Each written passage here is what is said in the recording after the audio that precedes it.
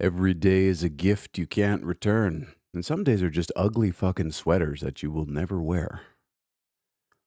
The Seance of Blake Manor. It's got that nice, hard edged, flat style, darkest dungeon ish hand drawn. We gotta wonder. Maybe yes, maybe no. Puzzle based, story based, tarot involved, esoteric. Playing on that blueprints aesthetic, perhaps, with the cell shading, 3D exploration. I'm unsure. The Seance of Blake Manor is a supernatural detective mystery set in 1897 Ireland, where you investigate you investigate the disappearance of Evelyn Dean in a remote hotel full of secrets and otherworldly occurrences. Came out on the 27th of October from a spooky doorway, published by Raw Fury just in time for spooky season. There is a demo. They want $26 for it, and I'll waste no time since there's none for wasting. I write from Blake Manor in Connemara. Yesterday, a guest went missing, a young woman named Evelyn Dean. The owner and staff carry on as if nothing has happened. She is not left, of that I'm sure. Yeah, it's a terrible, terrible accent. Uh-huh. So you are the detective. You're actually a man in this case, rare these days, and you got to save the girl.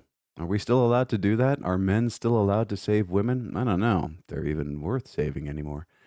The game is currently only available in English, and there are references to violence and murder, drug and alcohol abuse. Okay.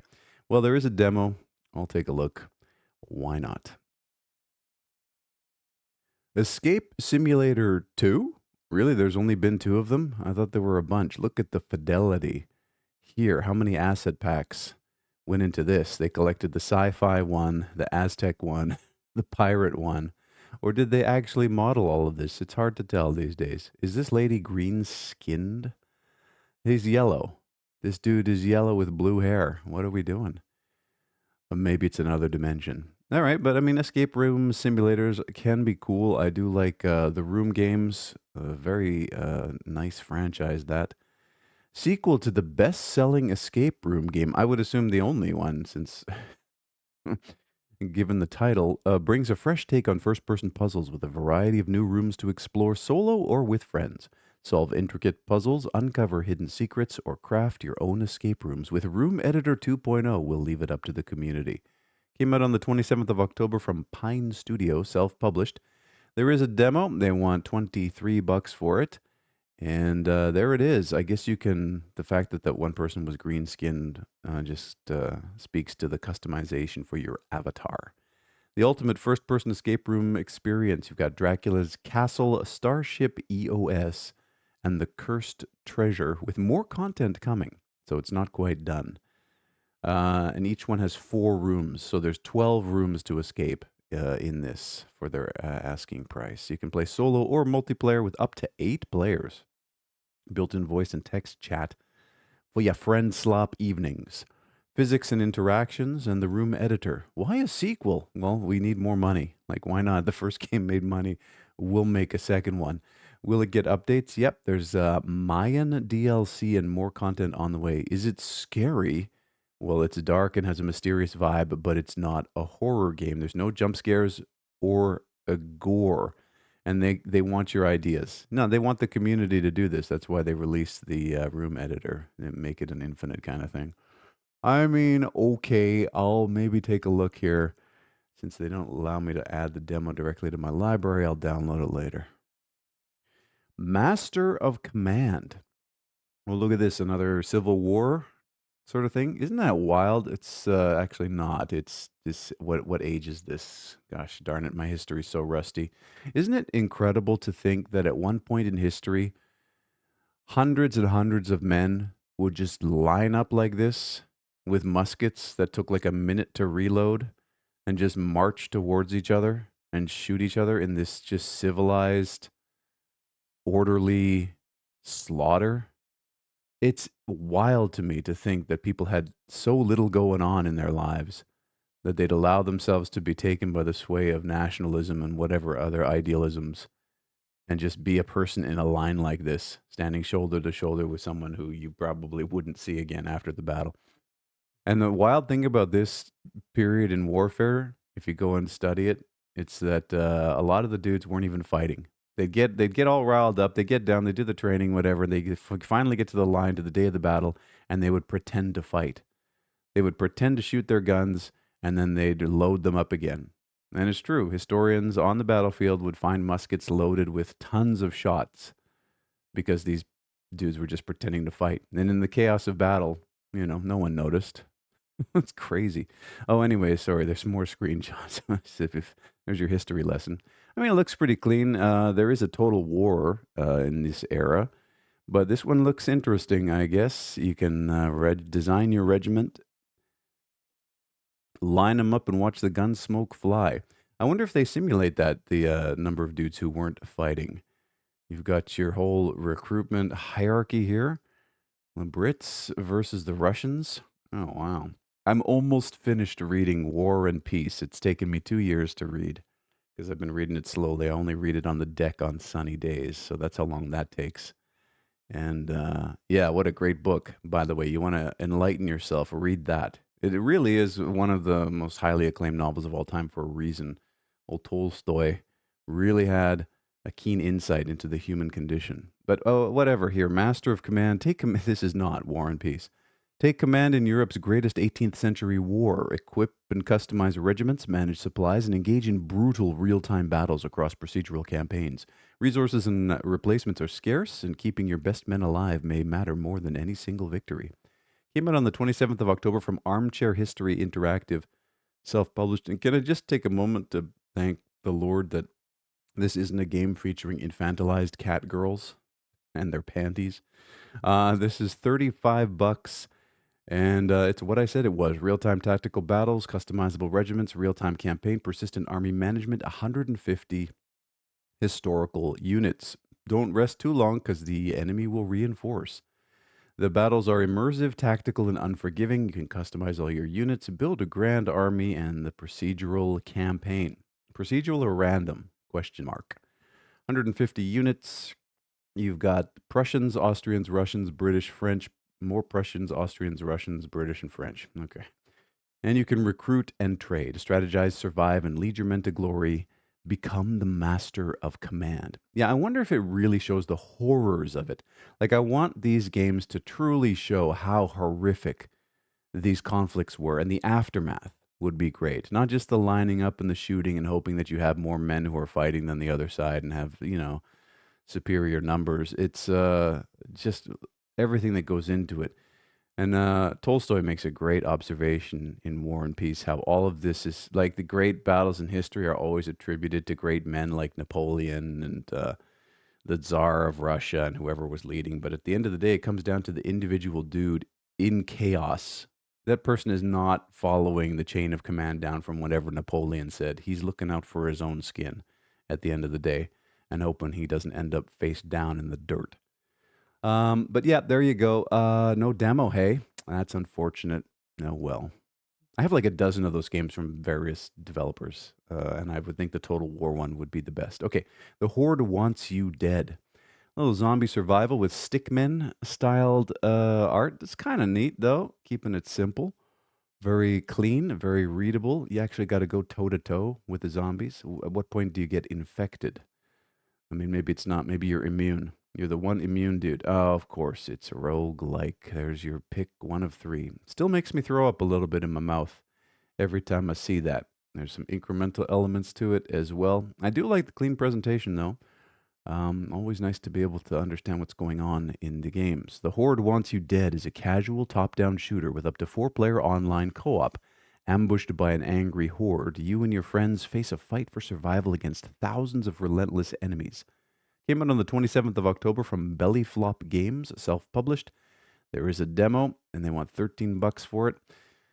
Fight your way through the horde. There it is, looking clean. You've got a dodge roll. Nice. Test your skills over 5 levels of challenges with increasing horde size. Play with friends in up to 4-player co-op. Brutal physics-based carnage. Yeah, these guys don't look like zombies, though. They look like just angry protesters. Like this is an ICE protest or some shit. Maybe that's the idea. You can just project whoever you want to be on the enemies here. Upgrade your character and weapons, permanent progression, and the game contains blood, dismemberment, and violence that may not be suitable for all audiences. The blood and dismemberment can both be disabled in the game settings. Wow, cool.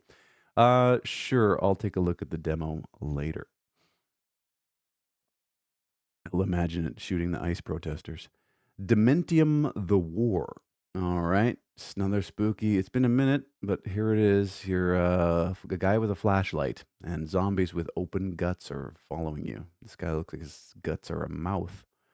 And then you can put on the old pixel filter. Is that what this is? Like you choose which era of nostalgia you wanna leverage, or is the exploration with the pixel filter on, and then the shooting is with the hard edged? Oh, high. Nice. They look at what they did here.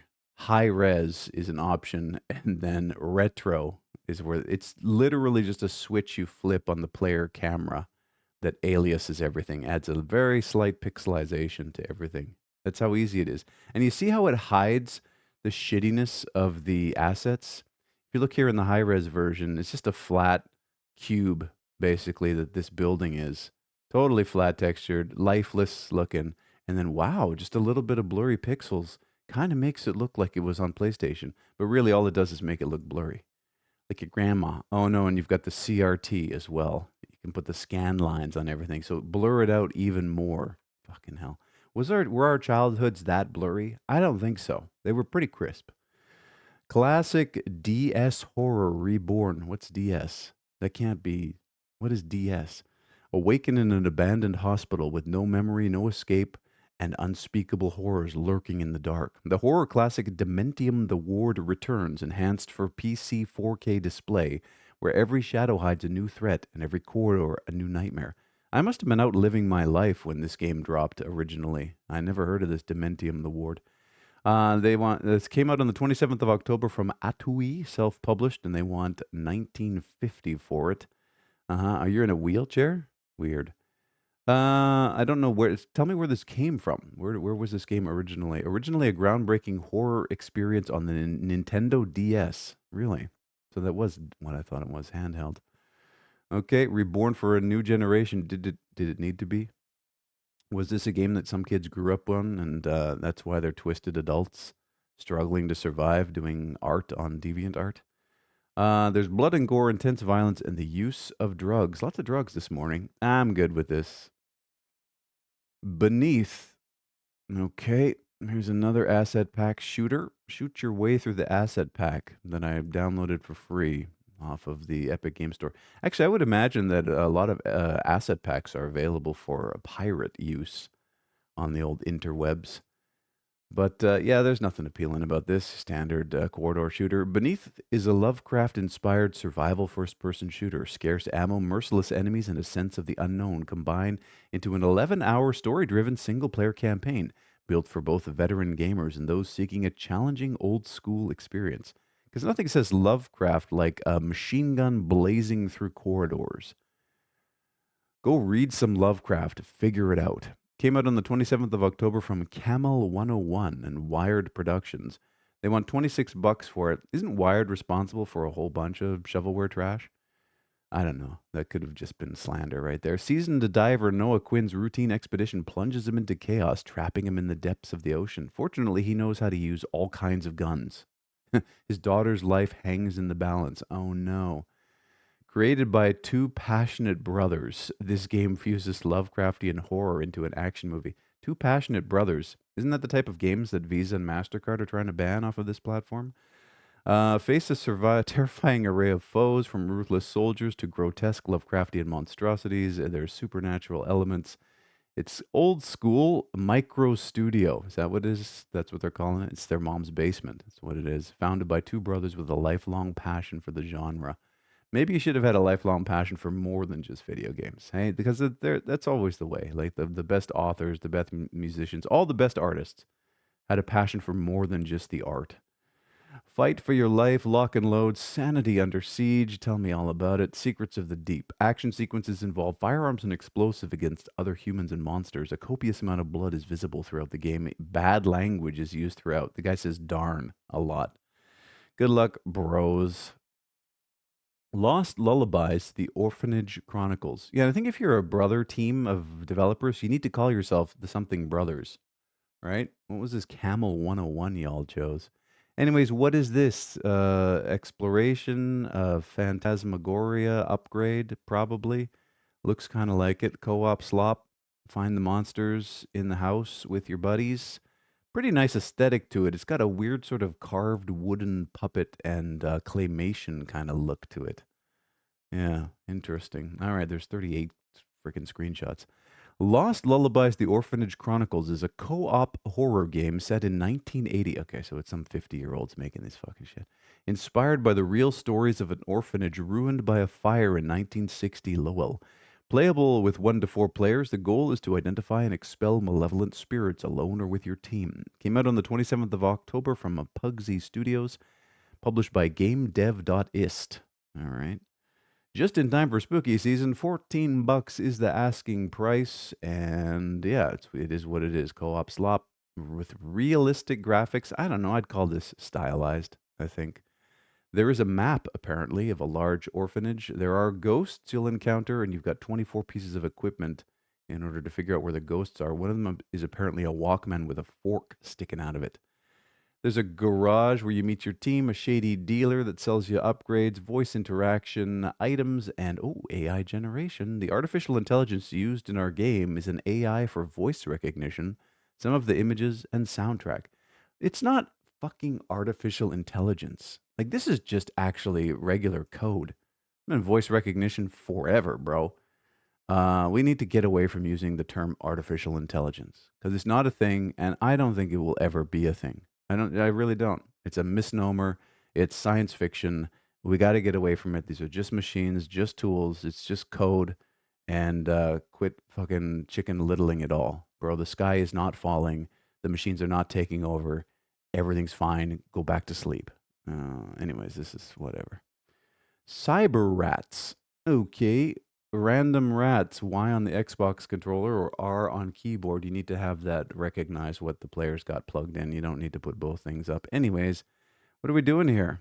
Rats are totally mutilating each other. Lots of blood and gore.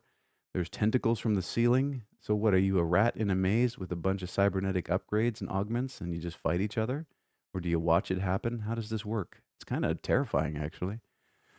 Cute Rats and Deadly Mazes. Cyber Rats is a brutal roguelite survival horror game. Escape sadistic, horrifying death mazes or be torn apart trying. Came out on the 27th of October from Outpost Games, self-published. They won 1180 for it, and that's what it figured. Death is part of the experiment. You're a lab rat trapped in a nightmarish AI-controlled facility, of course, where every corner hides a gruesome death. Procedural generated death maze. So do you just die for no reason? Like, it doesn't look like anything's telegraphed here. That tentacle just totally impaled that other rat without any sign that was going to happen. Find the cheese, avoid the traps, outsmart the cyborg hunters, survive the maze, or become another failed experiment. Upgrade your rats, unlock new colors and rat types. Upgrade, evolve, and survive. The game uses AI generated music, voice, and some sound effects. I would love to work with a music composer, but I just don't have the money.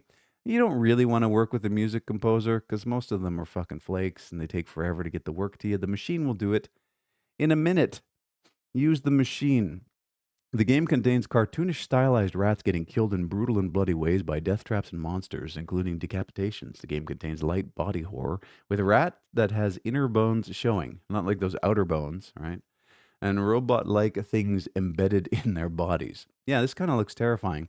Shame there's no demo. I think I'm good though. I think this game just kills you for no reason, and I hate that. You got to have some telegraph. I was playing through some Destiny campaign level the other day, and there was a bunch of events that just killed you for no reason. So it was literally the do it again stupid game design that I hate so much, where you got to just remember where the traps are. So stupid. All right, I'm good. Tozi Hua Knight, Order of the Alchemists. Okay, what is this? You play a bold, redheaded woman in a Metroidvania. You've got a weird woman wearing a plague doctor's mask and stockings and garters with fat thighs. Okay, I know where this developer's head was at. This is totally a dude who's probably confused about their gender who made this game, and this is what we get. The story of Exandria, an iron alchemist. She seeks revenge regardless of the consequences. To achieve it, Exandria fights with a powerful whip and the power of chemical elements. Konami would like to have a word with you. Find out more about her in this modern Metroidvania adventure. Came out on the 27th of October from Danny Garay. Kudos on using your real name. And I knew it would be a dude who was confused. Self-published. They want, yeah, because it's only men know how to write a good woman. Is that how that works? Came out. Sorry, they want 24.80 for it, and yeah, it's Castlevania with someone else's mental projections on it. Original symphonic music, retro pixel art style. Test your skills, explore new areas, play without internet connection. That's a feature in 2025, I guess. Anime and gothic style characters compatible with gamepads combine iron and other chemical elements to create alloys with different playable properties. A map with a minimum of 7 hours of gameplay. Any player will be able to design their own maps, mods. Other players will be able to download it and play. Can you mod in like a decent fucking not mentally retarded story? That'd be good. Microvania. All right, this is more my speed. You got the scan lines, you got the retro lo-fi chunky pixel art. You don't have any gender confusion going on. It's great.